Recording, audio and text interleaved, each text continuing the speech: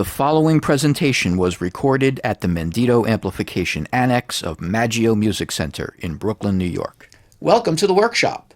Today, I would like to discuss one of the most unique modern production vacuum tubes, the Electro-Harmonix 7025EH.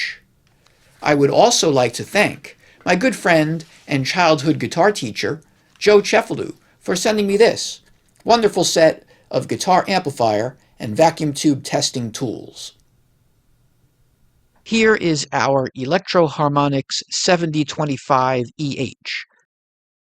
Wow, I really should have given myself a manicure and moisturized my skin a bit more before performing this hand modeling task. Anyhow, the plate structure is very short. The micas have a lot of teeth and they are very close together. This really holds the entire structure very securely, and that is a big part of what makes the tube so quiet. There is also a very distinct divider in between the two triodes to shield them from one another.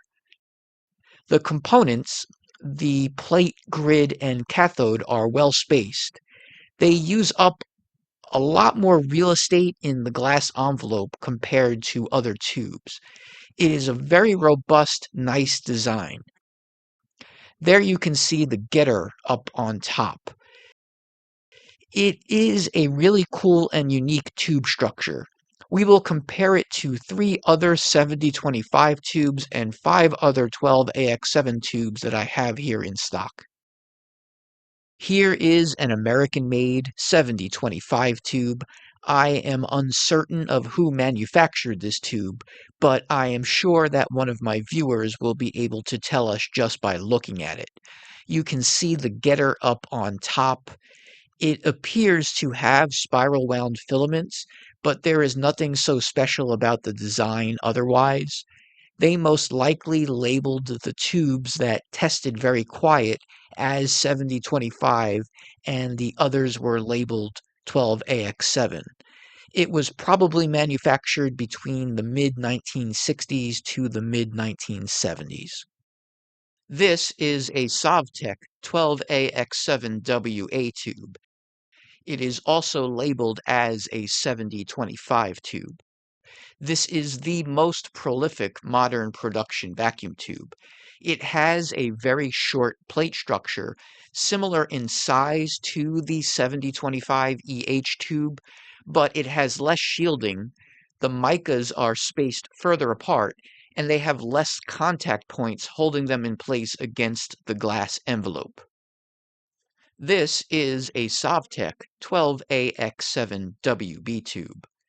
It is also labeled as a 7025 tube. It looks identical in every way to the 12AX7WA tube, but it has more gain and a slightly darker tone. There is also a 12AX7WC version of this tube, which again looks identical.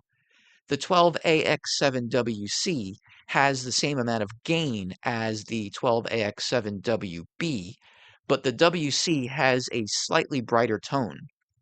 The WC version is not labeled as a 7025 tube. I do not have a WC version in stock to show you here.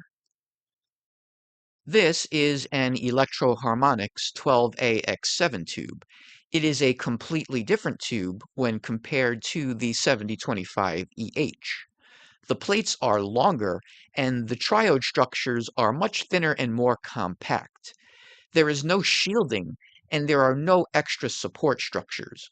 The only thing that it has in common with the 7025EH tube is that they share the same style top mica. The bottom mica is the same shape as the Sovtek 12AX7WA and WB, but a white coating covers the entire bottom mica on this tube. Only the center of the bottom mica is covered on the Sovtek tubes. This is a new production Tung Sol 12AX7 tube. Tung Sol was an American company that invented the first successful electric car headlight and the first headlight with a high and low beam filament in the same unit. Today, it is just a brand name. Structurally, this is pretty much the same tube as the Electro-Harmonix 12AX7EH, but it has the same gear-shaped mica on the top and the bottom. Sonically, this Tung Sol 12AX7 is said to sound slightly different than the Electro-Harmonix 12AX7EH. To be honest, they sound about the same to me, and they have the same amount of gain. This is a new production Mullard 12AX7 tube, or ECC83 thermionic valve, as they are known in European vernacular. Mullard was a British company that worked in a partnership with Philips, a Dutch company, to produce some of the finest electronic components of the time. Now it is just another brand name. This is simply a long plate version of the current production Tung Sol 12AX7 tube. This is a JJ ECC83S tube. JJ products are manufactured in the Slovak Republic, more commonly known as Slovakia. This tube is actually very similar in construction and appearance when compared to the Electro-Harmonix 7025EH. These tubes are very quiet, but they are not designated as 7025 tubes. The JJ ECC83S has a lot less gain than the Electro-Harmonix 7025EH. This is a JJ ECC803S tube. This is a long plate ECC83 tube manufactured by JJ. It has the longest plates in comparison to all of the other tubes featured in this video presentation. The plates are slightly longer than the ones found on the current production Mullard 12AX7 ECC83. Long plates are inherently more noisy and more prone to being microphonic, so JJ engineered a very robust support structure to make this tube more resistant to vibration.